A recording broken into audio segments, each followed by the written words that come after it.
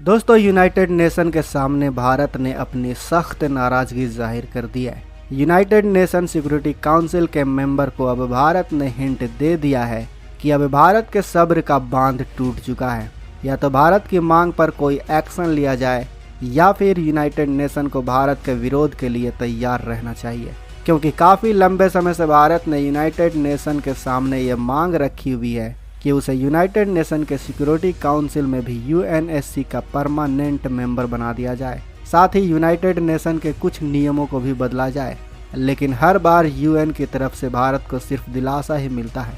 वो कहते हैं कि इसको लेकर मीटिंग की जाएगी, लेकिन आज तक कोई भी भारत के लिए मीटिंग या बातचीत नहीं की गई है।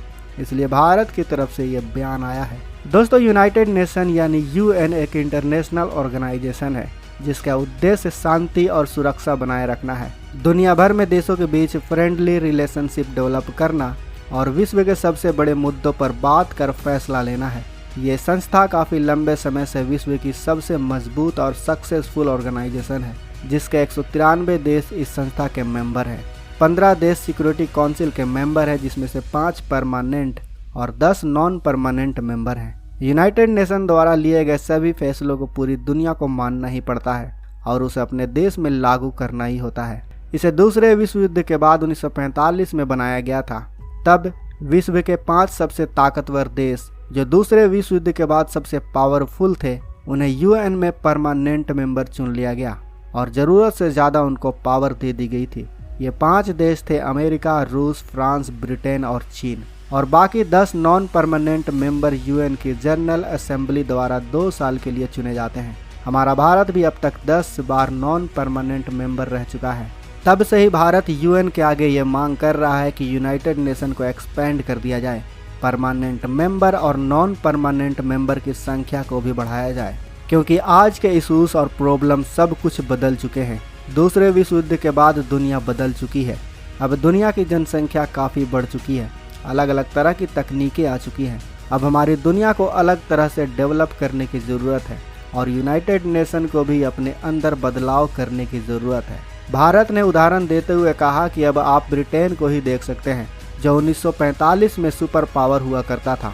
वो आज अपनी गिरती अर्थव्यवस्था को संभालने की कोशिश कर रहा है। चीन की अपने पड़ोसी देशों से नहीं बनती।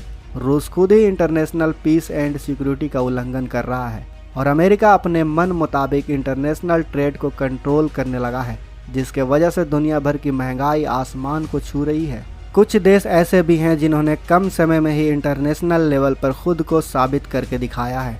हमारा भारत भी इन्हीं देशों में से एक है। जापान भी तकनीक के मामले में काफ़ी आगे निकल चुका है। जब विश्व का विस्तार हो रहा है तो ऐसे में यूएन का विस्तार भी होना काफ़ी ज़रूरी है। दोस्तों, यूनाइटेड नेशन के नियम के मुताबिक यूएनएससी के परमानेंट मेंबर को 5 से 9 मेंबर तक बढ़ाया जा सकता है। इसी चीज़ को लेकर भारत यह मांग कर रहा है। साथ ही जापान, जर्मनी और ब्राज़ील को भी रिप्रेजेंट कर रहा है, क्योंकि यह देश भी यूएनएससी के परमानेंट मेंबर बनने के योग्य हैं। लेकिन लंबे समय से मांग के बावजूद भी इस बात को लेकर यूएनएससी के परमानेंट मेंबर द्वारा इस बात को टाला जा रहा है, जबकि फ्रांस ने भी 2013 में यूएन के विस्तार की बात सामने रखी हुई है। दरअसल दोस्तों, भारत दुनिया में अपनी अलग पहचान और वैल्यू रखता है। भारत के कोई भी ठोस कदम उठाने से वैश्विक स्तर पर कई बदलाव आ सकते हैं। भारत ने कहा कि हमें पछतावा है कि यूएनएससी के परमानेंट मेंबर यूएनएससी के विस्तार को लेकर ना कोई बात कर रहे हैं और ना ही कोई कदम उठा रहे हैं। इसके बाद ब्राज़ील ने भी अपना गुस्सा जताते हुए कहा कि इस चीज़ को लेकर सिर्फ बात ही कही जाती है, आज तक कोई एक्शन नहीं लिया गया है। भारत, ब्राज़ील, जर्मनी और जापान, ये चारों ही देश आज के समय में काफ़ी स्ट्रोंग बन चुके हैं। अगर हम चाहें तो यूनाइटेड नेशन के मेंबरशिप को त्याग कर एक अलग ऑर्गेनाइजेशन बना सकते हैं, और वो कई देश जो यूएन के रेजुलेशन पर आपत्ति जताते हैं उन्हें यूएन द्वारा अवॉइड किया जाता है, वो देश भी इस नए ऑर्गेनाइजेशन के मेंबर बन जाएंगे। फिर यूरोपियन यूनियन की तरह ही यूनाइटेड नेशन की वैल्यू भी कम होने लगेगी। भारत ने ये भी जता दिया है कि वो इस टाल मटोल से कितना नाखुश है, और अगर ऐसा ही चलता रहा तो अब भारत कोई ठोस कदम उठाएगा। तो दोस्तों, आप ही बताइए कि भारत का गुस्सा जायज़ क्यों नहीं है? कि आपको नहीं लगता कि 1945 की ज़रूरतों और आज की ज़रूरतों में ज़मीन आसमान का फ़र्क आ गया है? भारत ने यूनाइटेड नेशन में अपना कितना ज़्यादा योगदान दिया है, ये पूरी दुनिया अच्छे से जानती है। और अगर ऐसे में भारत अपना परमानेंट मेंबरशिप चाहता है तो उसे यूएनएससी की परमानेंट मेंबर क्यों नहीं दी जानी चाहिए। दोस्तों, आपको क्या लगता है कि भारत को अभी भी यूएन के वीटो पावर का इंतजार करना चाहिए या फिर यूएन की सदस्यता को छोड़कर अपना खुद का कोई संगठन बना लेना चाहिए? हमें कमेंट बॉक्स में वैसे बताएं। साथ ही वीडियो को लाइक और अपने दोस्तों के साथ शेयर करना बिल्कुल भी ना भूलें। अगर आप हमारे चैनल पर नए हैं और आपने अभी तक इस चैनल को सब्सक्राइब नहीं किया है तो इस चैनल को सब्सक्राइब कर लें। बाकी मिलते हैं अगले वीडियो में। जय हिंद।